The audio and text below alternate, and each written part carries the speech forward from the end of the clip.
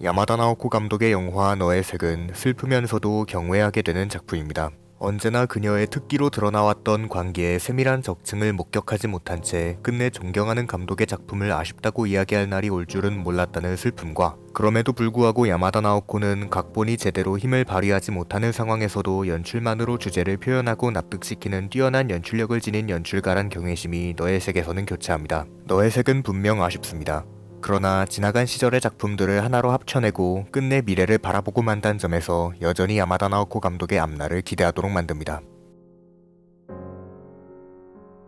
위대한 예술가를 향한 최고의 경의는 예술의 형식을 통한 것이라고 저는 생각합니다. 그렇기에 영화 키타로 탄생 개개개의 수수께끼는 훌륭합니다. 미즈키 시게루라는 만화가의 일생과 사상, 그 융합으로 탄생한 작품과 캐릭터까지 전부 애니메이션의 힘을 빌어 움직이도록 만든 끝에 우리 관객은 그의 위대함을 깨달아 경의를 표할 수 있기 때문입니다. 작품에 대한 탐구적인 존경, 일생을 바쳐 표현한 군국주의와 제국주의를 향한 비판의 계승, 그 모든 것이 합쳐져 그려지는 경의에 우리는 기꺼이 동조해야 합니다.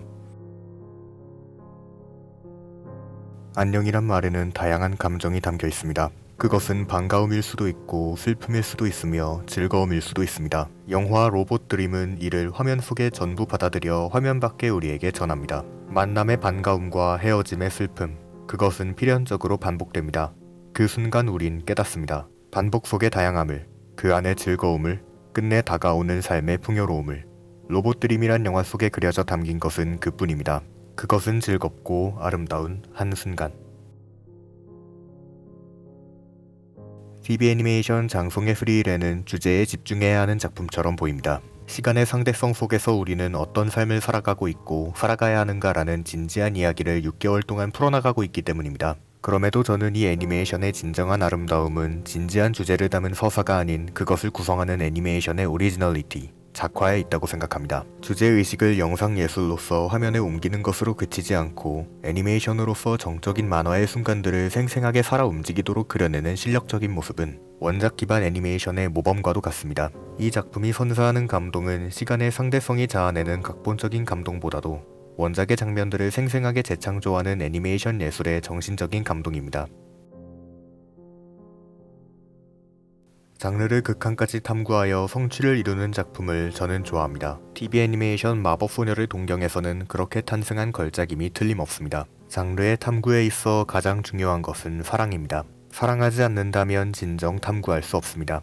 주인공 히이라기 우테나는 그 의인체입니다. 마법소녀를 향한 사랑의 의인체가 행하는 탐구를 통하여 우리는 마법소녀라는 기나긴 역사를 지나 살아 숨쉬는 존재를 재인식하여 끝내 더욱 깊이 사랑할 수 있게 됩니다. 그 과정을 누군가는 천박하다고 이야기할지언정 저는 지지하겠습니다. 적어도 제게는 마법소녀를 향한 아름다운 에로스적 사랑의 결정체였으니까요.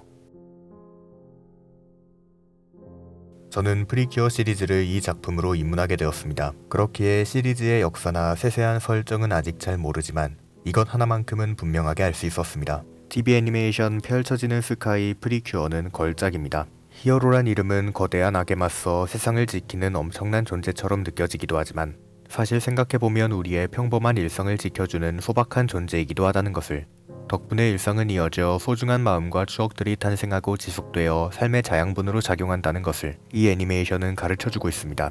소중한 사람들과 함께 일상을 지켜나가며 조금씩 성장해 나가는 1년간의 장대한 이야기, 그것은 어린아이들의 동경일지도 모르지만 지나간 시절을 딛고 살아가는 어른들의 마음 한켠에 꿈과 희망을 되살려내는 것일지도 모릅니다. 무척 사랑스럽습니다. 오랜만의 인사와 환영의 인사는 때때로 같은 언어가 됩니다.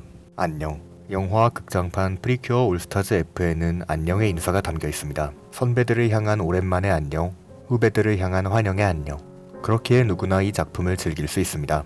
풍부한 경험치를 지닌 선배도, 아직 시리즈에 대해 잘 모르는 후배도 오랜만과 환영의 인사로 한데 묶여 20년 동안의 역사 속에서 함께합니다. 그렇게 영화가 끝나도 이야기는 다시 시작됩니다.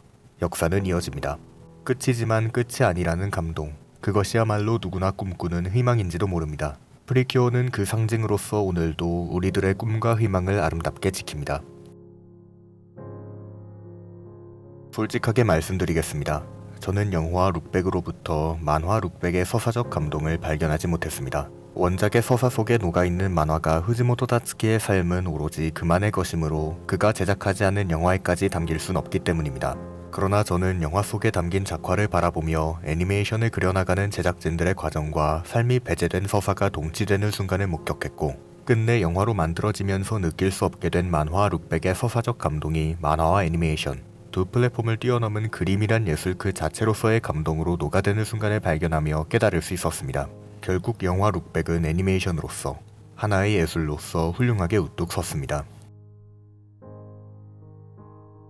화면 위에서 그려져야만 하는 이들의 운명과 그들의 모습을 화면 밖에서 두 눈에 아로새겨야만 하는 이들의 의무, 그것은 너무나도 메타적이기에 관객으로 하여금 자연스럽게 받아들일 수 있도록 복잡한 이야기와 연출로 표현되어야 할 것처럼 보입니다. 그러나 영화 우마무스메 프리티 더비 새로운 시대의 문은 그저 애니메이션의 오리지널리티와 영화의 오리지널리티를 애니메이션 영화의 오리지널리티란 이름으로 합쳐내는 것만으로 가뿐하면서도 뜨겁게 걸작의 문을 돌파합니다. 우마무스맨 달려야만 합니다. 우린 그 모습을 아로새겨야만 합니다. 영화는 그 의무적인 행위가 지당한 것임을 벅찬 감동과 함께 전합니다. 결국 우린 깨닫습니다. 뇌리에 영원히 남을 감동의 행위를 끝없이 목격하는 것이야말로 우리의 삶을 풍요롭게 만들리란 사실을. 상극의 두 요소가 융화하는 순간은 아름답고 사랑스럽습니다. TV 애니메이션 걸즈밴드 크라이를 그 예시로서 저는 격찬합니다. 지금까지 이어져온 일본 애니메이션의 전통적인 모해와 걸즈밴드 애니메이션의 이야기가 풀프레임 3D CG란 신기술 속에 완벽하고 새롭게 녹아들어 재탄생하는 모습은 너무나도 아름다웠습니다. 이전까지 시도된 적 없었던 새로운 방법론을 전면적으로 내세우는 진보성과, 그럼에도 일본 애니메이션의 아이덴티티를 이으며 록밴드란 장르의 정수를 지켜내는 보수성, 걸즈밴드 크라이는 이들이 끝내 아름답게 융화한 결과물로서 분명 역사 속의 걸작으로 남을 것입니다.